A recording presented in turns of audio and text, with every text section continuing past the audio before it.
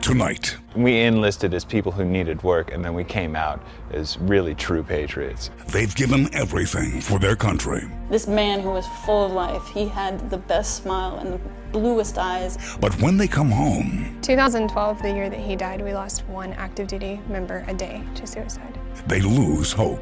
It kind of breaks your heart when things like this happen to the good people. It doesn't have to be that way. Different things work for different people. For the next half hour, WOWT 6 News presents Brian Mastery Reports, Surviving the War, Losing the Battle at Home. Good evening, I'm Brian Mastery, coming to you from Arlington National Cemetery in Virginia. Here we are surrounded by heroes. This is the final resting place for more than 400,000 veterans and their families.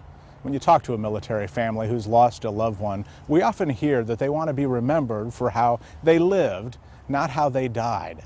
But that's harder to grasp when that someone has ended their own life. One can't help but be moved by the serenity of Arlington National Cemetery.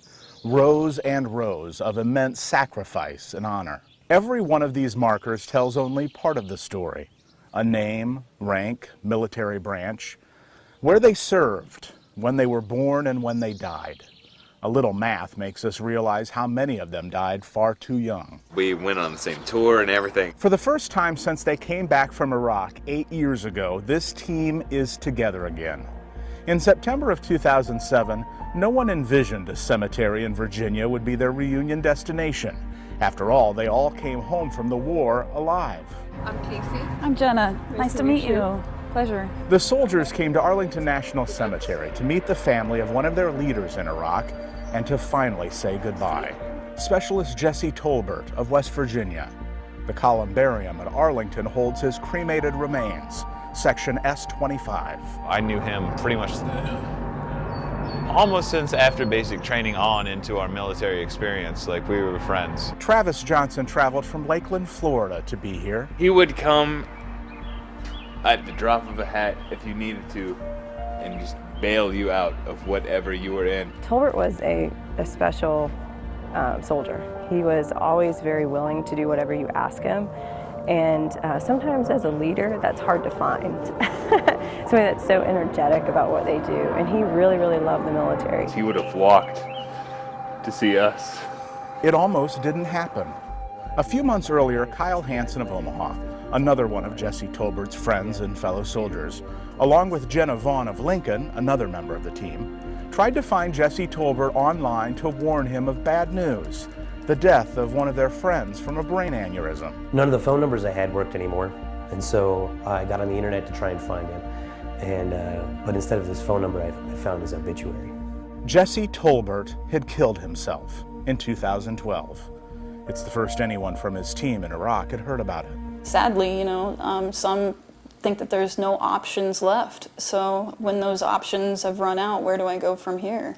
And no amount of friends or family will be there for you if you don't let them. Jenna and Kyle decided they had to get the unit back together to pay respects to Jesse Tolbert, to say goodbye, and learn what they could to keep others from doing the same thing. You hear stories of guys from Vietnam and the Second World War that don't see each other for 30, 40 years.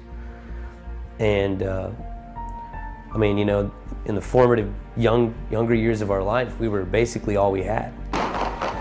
Jesse Tolbert's team knew he suffered a traumatic brain injury from a bomb in Iraq. When their deployment ended in 2007, they grew apart. Jesse went back home to West Virginia. The rest of the team scattered across the country from Florida to Texas and Nebraska. And y'all come a long way to have this, for him, and I think it's very sweet of all of you. And I swear, I can tell that y'all really loved each other. Jesse would sometimes stay with his aunt and uncle in Maryland. It's not a side of him he really wanted to show to a lot of people when he got back. He didn't want us to hear stories of over there. Jesse Tolbert struggled with post-traumatic stress. The team knew that. It's not like your broken arm. It's much more abstract. And I think what makes it different for military members is that a lot of the things that trigger your PTSD or what it relates to are subjects that people oftentimes don't have context for. And so it's even harder to talk about that. PTSD is in many forms.